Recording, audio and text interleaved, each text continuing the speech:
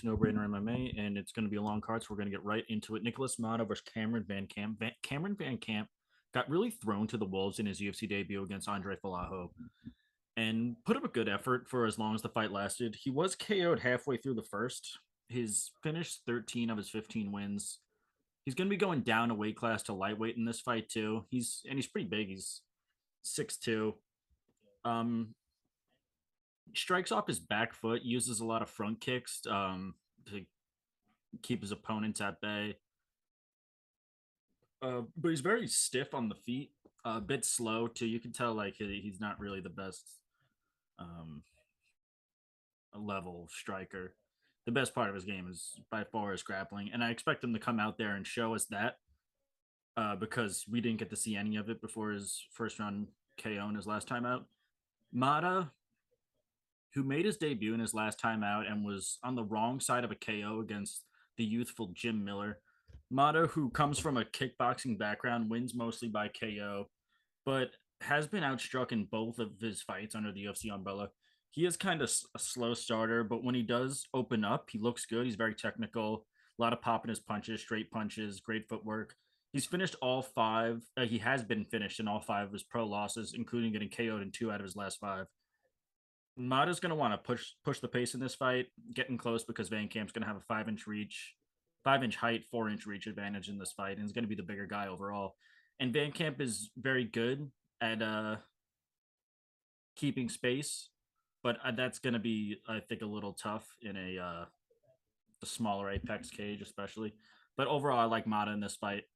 Not going to lie, both these guys' chins scare me.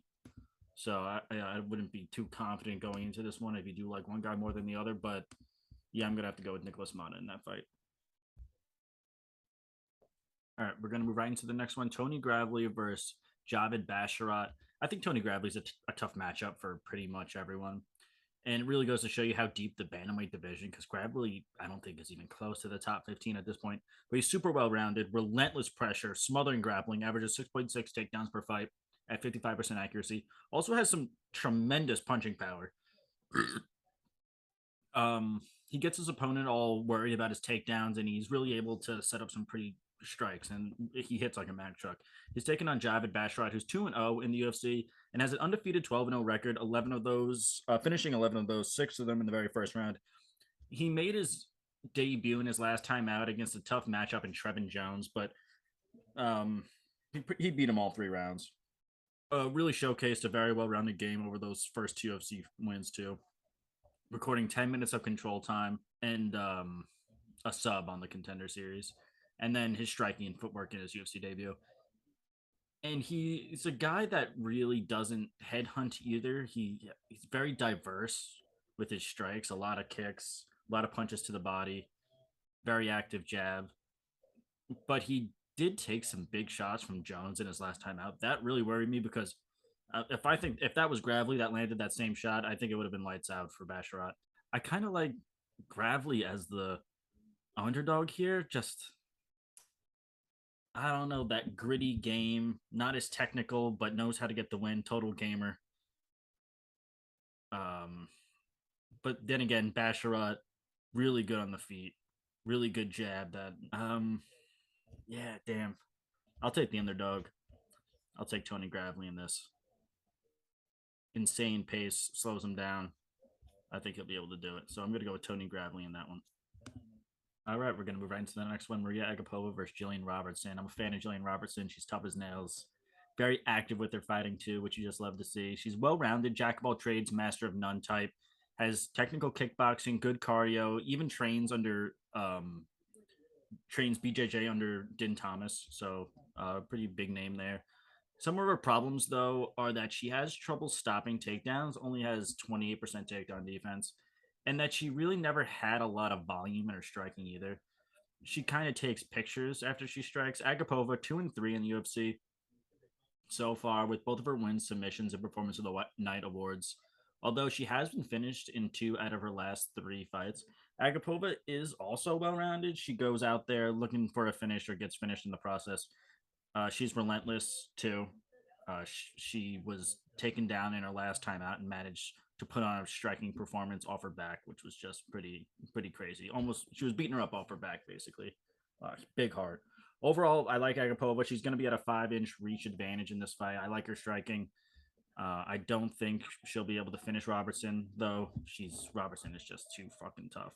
But yeah, I like Agapova in this one. So we're gonna move right into the next one, which is Trey Ogden versus Daniel Zahuber. Daniel Zahuber, he's a very good prospect that's coming up. He'll be making his UFC debut in this fight. He's 12-0, 9 by finish, mostly by KO. He's only 23 years old. He's got a 77-inch reach at 155, and he looks like he can be Ryan Garcia's cousin or twin. Like they look exactly alike. He has finished his last 3 fights by first round KO too. Comes from a Muay Thai and BJJ background, but he's more of a striker though. I would say he's a very dynamic striker. His kicks, I think, are one of the pretty insane. I think they might be the strongest part of his game. The guy is like super tall and he's all legs, which just makes him even more of a threat and makes his kicks even more effective. And his punching is powerful. Even his jab has a ton of pop in it. Trey Ogden made his debut in his last time out on short notice against a tough guy in Jordan Leavitt. And he fell short. Hell of a performance, but he lost a split decision and showed his toughness. And he is a great grappler. He is also, he's also won 11 of his 15 wins by sub. Overall, though, I think this is a good debut matchup for Zahuber. Ogden is going to have some trouble closing the distance, especially at a 6-inch reach advantage. Well, Zahuber is going to have a 6-inch reach advantage, and Zahuber has very good takedown defense. And honestly, I think this is a step down in competition for Zahuber from his contender series fight against Lucas Almeida. If you ever watched Lucas Almeida, that guy's an absolute stud. So I think this actually slightly a step down in competition, and I like Zahuber a lot in his UFC debut. So we're gonna move right into the next one. Loma Lukumi versus Denise Gomez. Loma 3-2 so far in the UFC. Lost her last time out to Lupe Godinez, but put up a good fight. She definitely won that 3rd round. She's a Muay Thai practitioner, very technical. No power really, just more of a decision fighter and has some good cardio. With a 1.6 strike plus 1.6 striking differential at 56% accuracy. But I like her grappling game too. She's able to out grapple Sam Hughes, who's a relentless grappler in her own right. Even had her moments in the 3rd round against Lupe, like I said before.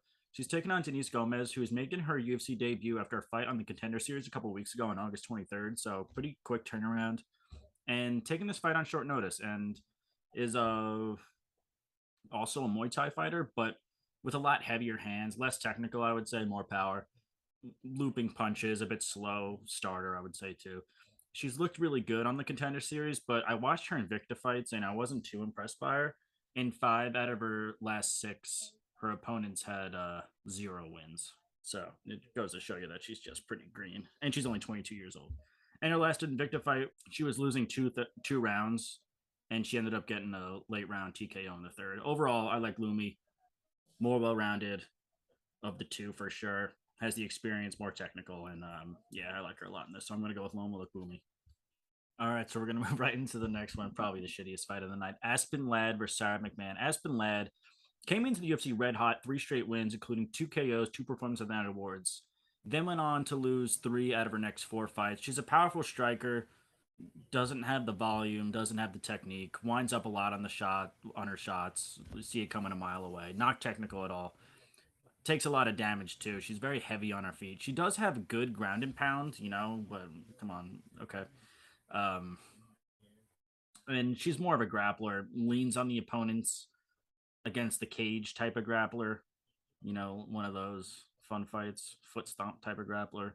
Sarah McMahon, who's 41 years old now, and when a fighter is 10 years younger, that fighter wins 68% of the time, which is a lot, close to 70%. I feel like Sarah McMahon might be a bit of an outlier in this fight. Sarah has really slowed down on her fighting career, but she was getting older. She only fought 4 times in the last 4 years, but she's 41 years old. Give her a break. And is 2-3 in her last 5, getting subbed in all 3 of those losses. And that's not really the best sign because she is a grappler. That was her best part of her game. And the fact that people are starting to out-grapple her, maybe she's just, she's aging out of the sport. She is averaging 4.4 takedowns per fight at 65% accuracy. Her striking has never been good, really. But She didn't need it. Her grappling was just that good. Now this one is tough because I could not care less about this matchup. I feel like it's a good piss break fight. Um, but Sarah McMahon just doesn't age, man, and has embraced that grapple fucking her opponent aspect, and it's been working for her. So I think she's going to do it in this fight too. So I'm going to go with Sarah McMahon. All right, we're going to move right into the next one. Trevin Giles versus Louis Koski. Trevin Giles is always a fun guy to watch because he's 5-4 in the UFC with 7 of those 9 fights coming by finish. So he goes out there just no regard for his health and just goes out there looking for a finish or gets finished. He's currently on a 2-fight KO losing skid to very tough competition, Driscus Duplessis and Michael Morales. Both very tough up and coming guys.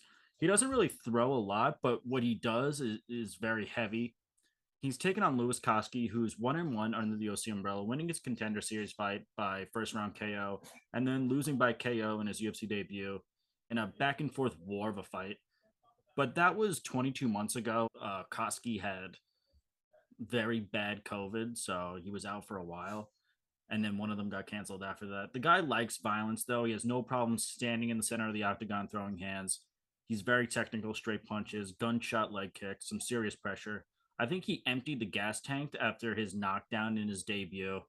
And he kind of like, he just, I think he'll pace himself a lot better in this fight. And I think he'll play it a little more safe. And Giles, he's not necessarily known for his best fight IQ. So I really like Koski in this. I hope there's no ring rust, but I like um, Louis Koski in this fight. All right, we're going to move right into the next one. Damon Jackson versus Pat Sabatini. I love seeing guys with comeback stories like Damon Jackson and guys like Dustin Jacoby who come back, like get cut from the UFC early on in their career, come back, and they're just in the best form that we've ever seen them.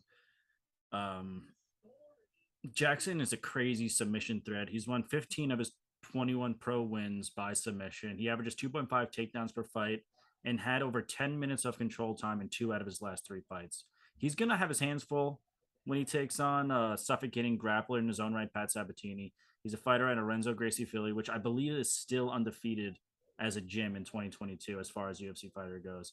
Sabatini 4-0 so far in the UFC, winning 3 of those by decision. And in those fights, having 2 fights with over 10 minutes of control time and 1 fight with almost 8 minutes. So that's basically his path to victory when he goes out there. When he goes out there, excuse me. Jackson has never been too good with that takedown defense. It's not a secret. And why should he be? That is the best part of his game. Like off his back running submissions, he's a threat. Um, I see this fight being all Pat Sabatini though. I think it's not stylistically good for Jackson. He's not going to have an answer for Pat's takedowns, and Sabatini's BJJ is too good for Jackson to submit him. So I think this is pretty much set in stone. I like Damon Jackson. I mean, I like excuse me, I like Pat Sabatini a lot in this, and he's sitting at a minus 215, so I would go eat up on that as soon as possible. All right, we're gonna move right into the next one: Anthony Hernandez versus Mark Andre Barrio. Now, this is a great striker versus grappler fight. Fluffy Hernandez is a tough guy to bet on. When you expect him to win, he doesn't, and when you think he's going to lose, he wins. Very frustrating to bet with Fluffy. Like he was subbed by Marcus Perez, which I think was a fluke, but it happened. And then he went on to beat Jung Young Park and Rodolfo Vieira by submission. So then he had a stylistically favorable matchup against Kevin Holland, gets KO'd in 40 seconds. Hernandez comes from a BJJ background, is a great submission artist, and also has very good wrestling to go along with it. Averages 5.4 takedowns per fight at 70% accuracy. And his path to victory is usually the same for all his fights, which is to close the distance, take the fight to the ground. Barrio, who turned his career around after a very slow 0-4 start in the UFC, and since has gone on a 3-1 run, which I think was largely contributed to the move to Sanford MMA. He's not the hardest hitter, but he's got some high volume and got his first submission win in his last time out, showing his evolving career. He's also a pretty uncanny ability to get back to his feet after he gets taken down. So he doesn't lose too much control time, but his grappling will be tested for sure in this fight. I think Hernandez is going to give him some trouble just with that constant pressure with takedowns. And I'm gonna go fluffy in this fight, but I think Barrio is a solid dog in this. I'm not gonna lie. I know Hernandez is already at like a -200, and I do think it's closer than that, a lot closer. So there's good money on Marc Andre Barrio. All right, we're gonna move right into the next one. Tanner Boser versus Rodrigo Nascimento. Tanner Boser 3-2 in his last five. All three of those wins coming by KO. He's a striker, very fundamentally sound. He's a lighter heavyweight, so he's able to be more light on his feet. He's got a quicker hand speed, and he's tough as nails too. He has 8 career losses, and he's only been finished one of them, and that was his first career loss 7 years ago. Boser has had 3 canceled bouts since the last time he's fought, including a matchup with Nascimento. Nascimento is 3-1 in the UFC so far. He did have his last KO win overturned for testing positive for banned substances, which turned out to be like some type of Ritalin. He was all methed out, but he was later cleared from the USADA violation. So who knows what happened? Nascimento is the much more well-rounded guy in this fight. He has tremendous power in his hands with an 80-inch reach and a very good sub game.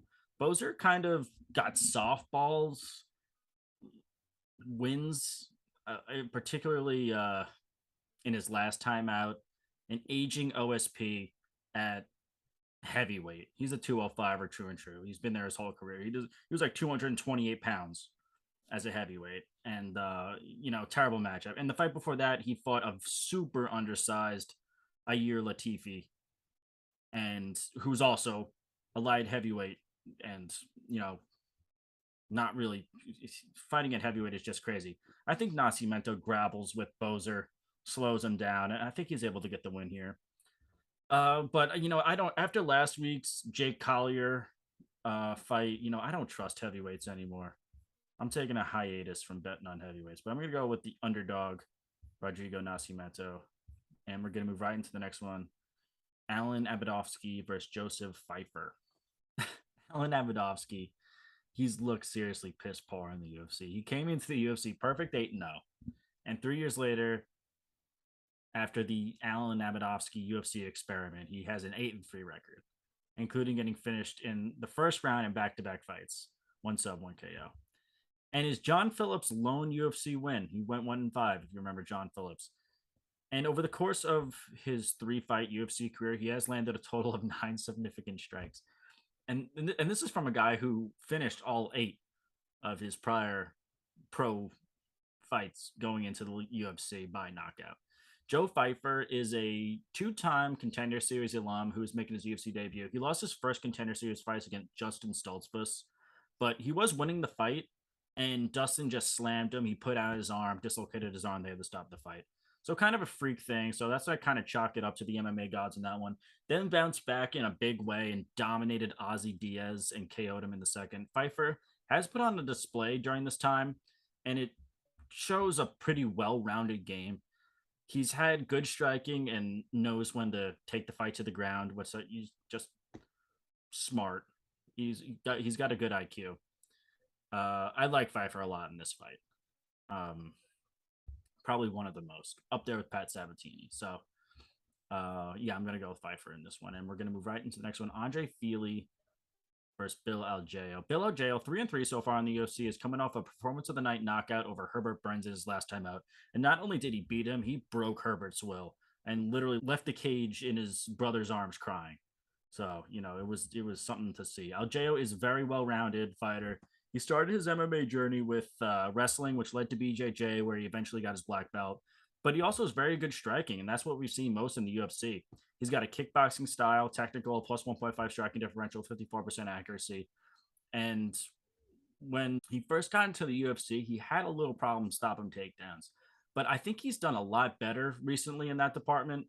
Andre Fili has been in a little of a rut lately. He hasn't won in his last 3 fights. He was winning one, but there was an incidental eye poke, so it was a no contest. So he's undefeated. I mean, he's defeated in his last 3. He is an 18-fight UFC veteran during that time, only ever going on a 2-fight winning streak in a row, which is pretty crazy, and has been known for his ups and downs. You never know which form you're going to get in the UFC. He has a 9-8-1 record in the UFC. But besides really his last time out, he only really lost to high-level competition. Bryce Mitchell, Sadiq Youssef, Michael Johnson, Calvin Kattar, Yair Rodriguez, Max Holloway, And that's all but two of his UFC losses right there, which is literally like the top 10, top 15 guys. So cut him some slack. Feely is well rounded, very athletic, very energetic, and same pace, uses a lot of wrestling. He's overdue for a win in this fight. I definitely give the advantage on the feet to Aljo. And I think Feely is the better wrestler, but I like Aljo. He doesn't showcase it, but he does have good grappling when he needs to. And Feely has been knocked down in half of his last six fights. And he kind of goes out there and is reckless. Frankly, he like that's his biggest problem. And when Algeo faced Ricardo Ramos, he was taken down 8 times, but only controlled for 3 minutes. So I think Ramos is a much better grappler than Feely. So I'm gonna take Bill Algeo in this fight. All right, we're gonna move right into the next one: Chitty Chitty Bang Bang and Joe Kwani versus Gregory RoboCop Rodriguez. Probably fight for the best nicknames in the UFC. And it's got fight of the night written all over it. This fight. It was a long time coming for Enzo Kwani to make his UFC debut. He's no spring chicken. He was 32 years old when he made his debut, but he was a long time Bellator and RFA fighter, so he had the experience. He fought great competition before his UFC career, and it really shows because it was the right time. He knew when it was the right time to make it to the UFC. He's looked nothing less than stellar with 3 straight KO wins, including 2 back-to-back first round finishes and performance of the night awards. And he came into the UFC and immediately started fighting good competition. He fought Mark Barrio in his second fight and just came off a win over Dusko Tudoveric. He has dynamite in his hands, gunshot leg kick, 80-inch reach to top it off. Comes from a kickboxing background. He's taken on Gregory RoboCop Rodriguez, who I am an absolute huge fan of. Never boring, always brings it. He's for sure the more well-rounded guy. He's got he's a sick BJJ practitioner and has the same BJJ coach as Jacare Souza, who is probably the best UFC BJJ practitioner ever of all time, at least in modern UFC history. But he also has some very high volume striking, averages 6 strikes per minute at 55% accuracy, 2.4 takedowns per fight at 53% accuracy, and has yet to be taken down in the UFC. That being said, I like Enzo Kwani in this. RoboCop is more of a brawler, whereas Enzo Kwani is more technical. He's got great footwork. He doesn't take as much damage. And I think he'll be able to, for the most part, stop RoboCop's grappling and takedown. So I'm going to go with Enzo Kwani with his 4th straight win in this co-main event. And we're going to move right into the main right now. Cory Sandhagen, Song Yadong. Cory Sandhagen is so overdue for a win. I think he has a pretty great matchup in this fight. He's coming off back-to-back losses from really high level of competition, like the highest level you can find. Peter Yan had a 5-round back-and-forth absolute banger of a fight and a split decision loss to TJ Dillashaw. And like him or hate him, but TJ Dillashaw is good. Very awkward switch striker. Hits an absolute crazy angles, laser precision kicks, and has a +2 striking differential at 44% accuracy. He's taken on Song Yadong, who's 8-1-1 in the UFC so far, and is on a 3-fight winning streak with 2 back-to-back KO wins. But no offense, the level of competition here is really not comparable. Song Yadong is only 24 years old, already a 10-fight UFC veteran, and I think has the ability to be champ one day. Song is a Sonda practitioner, so he has a kickboxing style, very good kicks. Also, probably is definitely the more technical guy of the two. He's got tremendous power in his hands as well. He's great. I don't really have too much bad stuff to say about him. He does struggle with grapplers a bit. I don't think that's going to be a problem in this fight, but he's got a lot of time to work on that. I just think these two are at different points of their careers, frankly. And Sandhagen is just better, not slightly even. I think his striking is a lot better, but he's just better wherever the fight goes.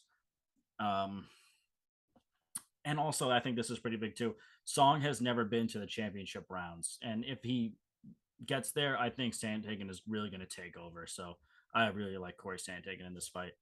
And this was a long one, but yeah, that wraps it up pretty much.